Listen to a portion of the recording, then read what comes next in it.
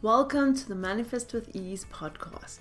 I'm Vanessa Jaden, certified mindset and manifestation coach, and I'm here to help you manifest your dream life effortlessly. This podcast is all about making manifestation simple and fun. Each week, I'll share powerful tips and aligned strategies to help you attract abundance, success, and joy into your life. Get ready to unlock your magic and step into the life you've always dreamed of. No hustle required. Let's dive into today's episode of Manifest with Ease. Manifestation is like upgrading your internal operating system before downloading a bigger app. So the bigger app would be the thing that you want to manifest, the desire that you have. Whether it's massive or even if it's just a small thing, you have to start by looking at your internal operating system. Does your system, the hardware, actually allow and have enough space, enough ability to receive this bigger app, to be able to actually run the app when it is received?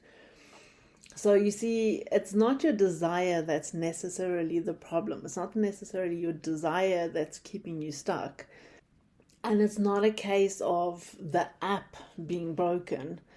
But if your internal system hasn't been updated, then the download is going to either fail, it's going to freeze, it's going to glitch. So if you look at your blocks, rather than looking at them as a failure or as this big thing that just is the way that you are, if you rather look at it as an outdated setting that's just quietly running in the background. So you're not really blocked, you're just running old software. Have you ever experienced having let's say a phone? So I use iPhone, so having an iPhone and then this brand new app comes out, like if we think about the Apple Intelligence that was recently came out, or the iOS 26. Now, dependent on the model of phone that you have, you might not have been able to get the update. So you have to get a newer version of the phone, a newer model that would be able to have the update.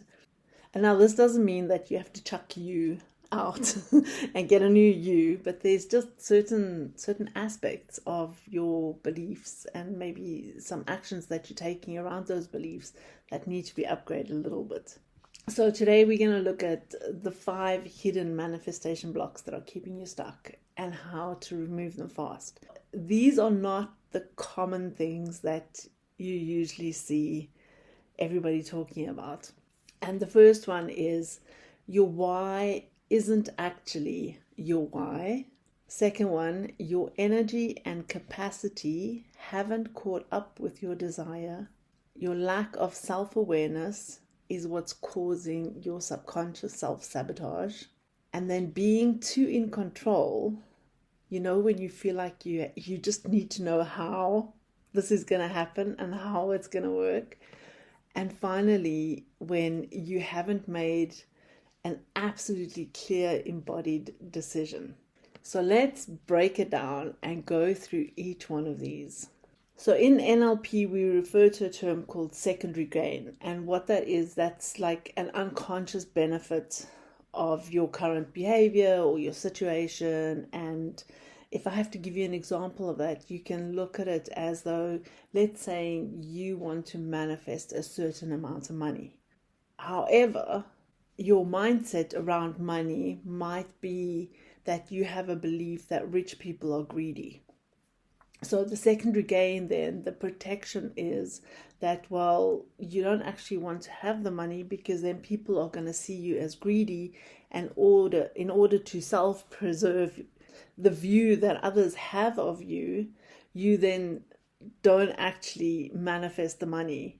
And then that's why you feel like, oh my gosh, I'm so struggling. I really just want to manifest this amount of money. And I'm doing all these steps and I'm doing all these techniques. And why is it just not happening to me? So when it comes to secondary gain, also sometimes it could be a safety issue. Now I don't mean safety in terms of like you are going to get mugged if you're trying to manifest this thing. But that, I suppose that could also be a reason why you're not manifesting the money, because you have this fear of being mugged. But I'm talking about a nervous system regulation type of safety. And sometimes also those secondary gains might be that you setting out this desire, you want to manifest this thing. Let's say it's a certain job, a certain career, maybe a certain type of business. You're manifesting it because people around you think that's what you should do. They are saying things like, yes, you can really do that, you'll be good at that. And so then you focus on that desire, wanting that desire. But when you really take a step back and look at it, it might not be what you really desire. So on the surface, you might be saying things like you want more money, you want freedom, you want love, you want success, or the new car, or peace, or whatever it is, whether it's a physical, tangible thing that you're trying to manifest, or just a feeling that you're trying to manifest. But underneath, there could be the secondary gain, and that's just keeping you where you are. So things like staying small keeps you safe. Struggling keeps you relatable. Wanting something but not having it keeps you alive and without risk. So honestly, your subconscious doesn't care about your vision board. It doesn't care about all these things that you're saying that you want. It cares about your emotional safety. So it's so much deeper than just what you want on the outside, what you want at a conscious level. So if you want to test this and see if your manifestation isn't coming into the present, then you can ask yourself questions like, if I never manifest this, what would I avoid feeling, facing, or losing? And then you can ask yourself, what do I get to keep by staying exactly where I am? So these two questions just gently highlights if there is a hidden reward when it comes to changing. Because even if we try to manifest something tangibly, there is certain things that, like I've talked about in my Jaden method, that on an internal level, that things that have to change. Your beliefs have to change. Your identity has to change. You have to become the person that can hold that. Your subconscious mind is created to avoid any perceived danger. So if success threatens you belonging to the group that you are in, or it threatens the current identity that you have, then your nervous system is going to hit the brakes. So if we look at it on a software level, your old software is saying, okay, let's just stay here and we'll be safe. We don't have to make any changes. It's that feeling of like, you got your phone, you got the new app update, and you always get that message that like that little warning that says, make sure you do a backup before downloading this update. And then you might just have this little niggle feeling like, ooh, okay, what if this update doesn't work and my whole phone crashes? That's that old software saying like, okay, maybe we should just leave things alone and be safe. But in order to get the new software, you have to do an upgrade, and your internal upgrade can be something like, I can have this and I can feel safe. I can have this and still feel like I belong in the community that I have. So number 2, your energy and capacity haven't caught up with your desire. So what does that mean? So you want the app, but your system just can't run it yet. So what's really happening is you want more money, more clients, more responsibility, more visibility, more love in your life, more connection, more community, more whatever it is, but your current emotional, energetic, or mental capacity is just already full. There is no space. Manifestation doesn't respond to just your desires. It's going to also respond to your actual capacity to receive that thing. So if we can give an example about this, I'm going to talk about money, because a lot of people want to manifest money and they think like, okay, if I just have so much more, then I'm going to be out of the situation that I'm in, or I'm going to be financially secure, I'm going to be financially free, whatever it is. But they never take the time to actually focus on the money that they do have a plan for the money that they do have. When you ask them questions about, like, okay, so what does your budget look like? What is your plan for your money that you're receiving this month? And they're like, I don't know. The money comes in, debit orders go out, whatever's there I spend or don't spend. And when big bills come, I can either pay it no problem, or I don't even think about it. You have to have the capacity to receive more money. So the way that you create that capacity is by being very clear and knowing exactly what is happening with your money. There's a quote that I learned when I was doing my financial master coach training, and it says that if you don't tell your money where to go, it will tell you where it's gone. I had a lady who very much wanted to manifest a new couch. And it was like, okay, I need this new couch, and I'm going to put it right here, and I'm going to get rid of this old couch, and it's going to look so beautiful, and it's going to fit perfectly. And she knew exactly what she wanted, but it just wasn't happening. And it was almost as if she was still almost holding on to that old couch a bit, because it had some memories and there was a little bit of sentimentalism in there. And I suggested to her that she gets rid of the couch. And then it was like, oh, but then where am I going to sit if I have no couch? Regardless, she did that. She got rid of the couch, and within a couple of days, she manifested her new couch, because she made the capacity, she made the space for it to come in. So instead of asking, how do I manifest this faster? Or what exactly do I have to do? What are the exact steps? How is this going to work out? Start asking the question of, who do I need to become to hold this with ease? It has been said that lotto winners, people who win the lottery and they end up with this huge amount of money, within 5 years, they have lost the money and they are in a worse financial situation than what they were before they actually had the money. So that is that whole thing of, like, they'd never had the capacity, not so much to receive, but to hold on to it, to keep their manifestation. So when you start asking yourself, who do I need to become to hold this with ease? Then you can start making shifts at an identity level. Because what happens was, even now you might be thinking, okay, how does the lady who got rid of her couch had to hold her identity level? Well, there was two things that happened there. Number one, she had to let go of ego in case somebody came to visit and she didn't have a couch. So there was a bit of an identity shift. And then also, a huge part of her identity had to trust the universe, had to trust God, had to trust Source, that it was going to happen, whether she could see the couch there or not. And sometimes it feels hard, or it just looks so big and overwhelming, of like, oh wow, I have to shift so much so that I can make the capacity to hold this desire that I have. But when you start practicing only 10% more, so being 10% better with your money, being 10%, having 10% more responsibility, having 10% of whatever that thing is. So your old software is saying more is too much. Your upgrade is that you start believing and changing your identity and even affirming that I can hold more safely.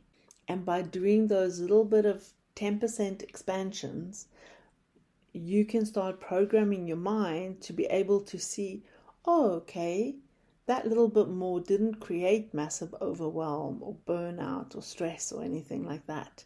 It's okay. And just little bit upgrading all the time. Number 3 is a lack of self-awareness.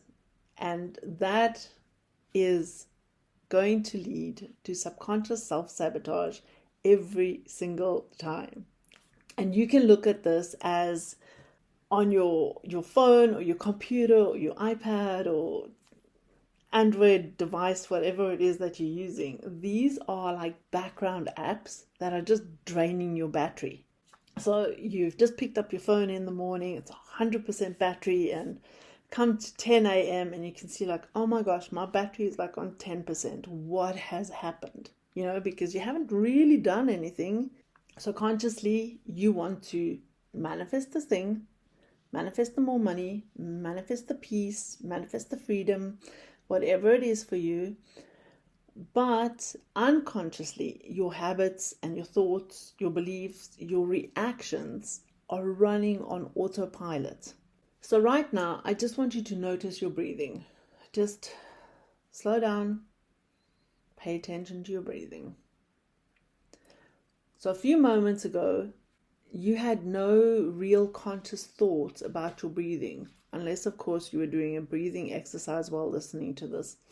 But we assume you weren't. So you weren't consciously aware of exactly how you're breathing. But the moment I said it, it brought your consciousness to your breath. The breathing is automatically happening in the background. It's happening on autopilot. And that's just the same with your habits and your thoughts, all the patterns that you have that play out. So when we look at self-sabotage, a lot of times things like imposter syndrome, procrastination, perfectionism, fear, a lot of times these things are associated with self-sabotage. It's not so much those things. Those things are just the symptoms. It's more it's the part of you that's protecting that old identity. And it's only when we have an awareness of something, that is when we can start rewiring patterns. That's when we can start changing our habits.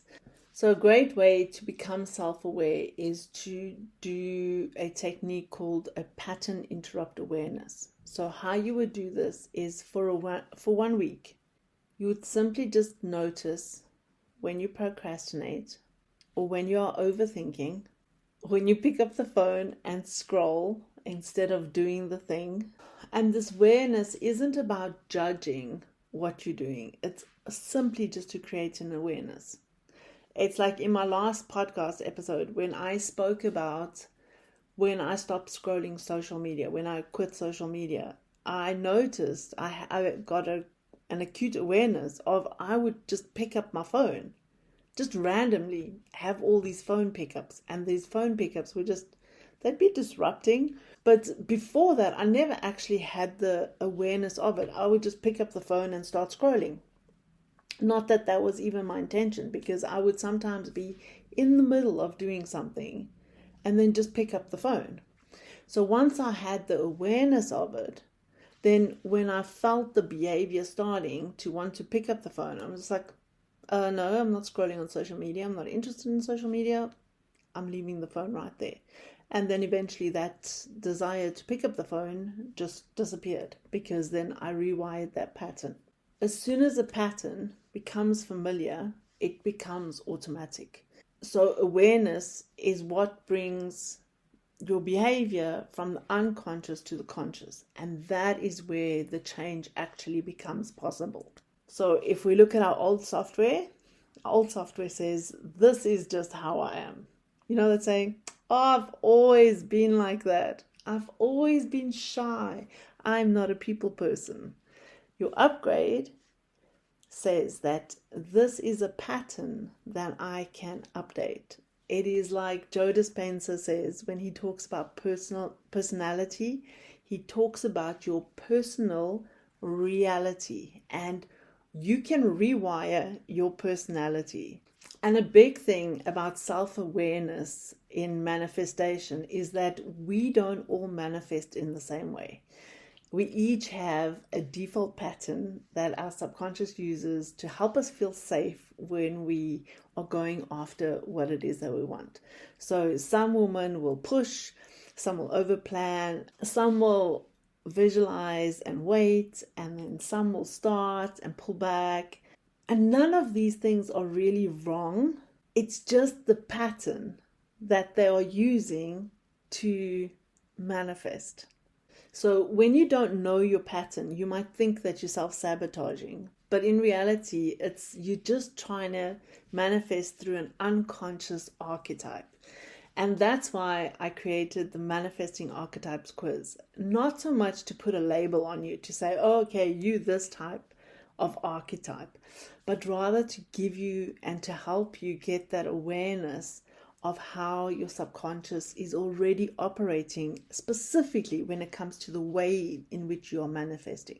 So then that can help you to work with it, to work with your manifestation rather than working against it. So if you haven't taken the quiz yet, you can just go to vanessajaden.com/quiz, and I'll leave the link in the show notes also for you. Number 4, being too in control, you need to know the how first.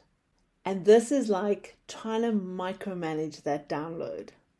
So instead of your download, your update happening at 1 a.m. in the morning, you sitting in front of your phone or your desktop or whatever it is, and you watching it downloading 1%, 2%, 3%. And you're like, can this just hurry up now? This is taking so long. Why is this taking so long? 4%, 5%. Or it could even be a case of, well, I'm not going to press the update button until I know exactly how this is going to work. How long is it going to take? What exactly is it going to change? And you go off on a tangent and start doing all this research around exactly how this is going to work instead of just pressing the update button.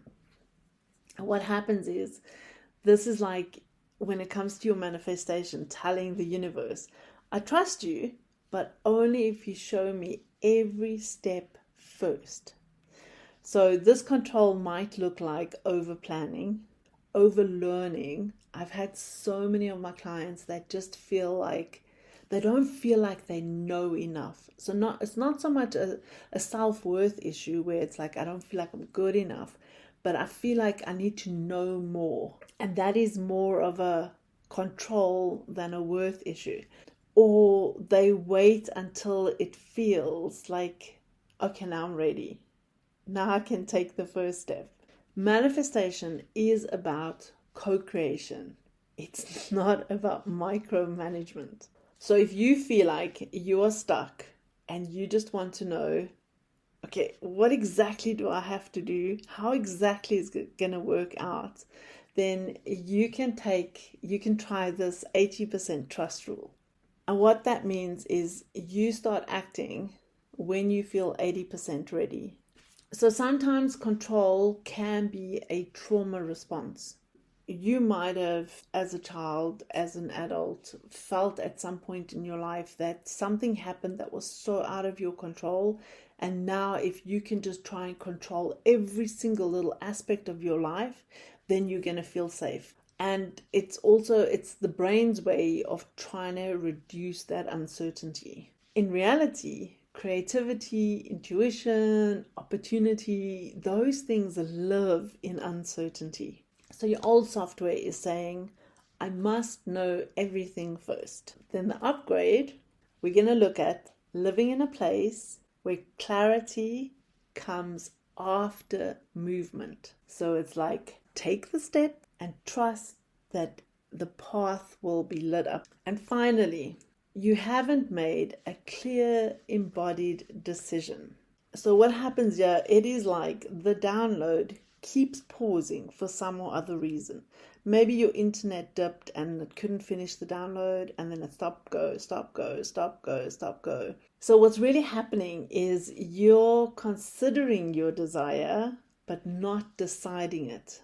So it's that moment between the I don't want this anymore and the this is definitely what I want. And then it goes even a level further that says, I have this. It is already mine, and that's just the way it's going to be. So when you're in that space of, this is what I want, this is what I'm going to have, then you haven't quite made that firm decision. So you're available for it, but you're also available for excuses, for doubt, for backup plans, that plan B. Well, what if this doesn't work out? If I don't get that car, that specific car that I really desire, well, I'll settle for this one.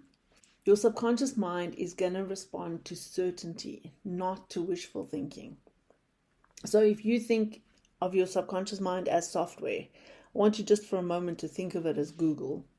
So when you type into Google, I think I would like a car, Google's going to come up with a whole lot of responses and telling you all sorts of different things, right? But if you type into Google, how can I get a pink Mercedes-Benz, this model, this year, brand new, or this amount of kilometers, with white seats, etc., etc. And you very, very clear, the responses that you get back from Google are going to be very different. So that's the same with your subconscious mind. When you're still in that deciding, your subconscious mind is going to throw all sorts of things at you. But when you're very clear, and this is where your RAS comes in, your reticular activating system, which I've spoken about so many times. When you have a clear focus on that thing that you want, then all of a sudden there's these synchronicities and opportunities show up, or you see this thing everywhere that you didn't notice before. So when you have made that final decision, then your brain is going to register that as, okay, this is final, this is what we have to do, and it's going to start looking for resources to support that. So your old software might say, maybe someday, one day, in the future, I would like, I want, but your upgrade is saying, this is happening now. It's the moment you draw the line in the sand and you say, I'm done, this is happening, that's the way it is. So the truth is, and I really want you to hear this, that you don't need to try harder.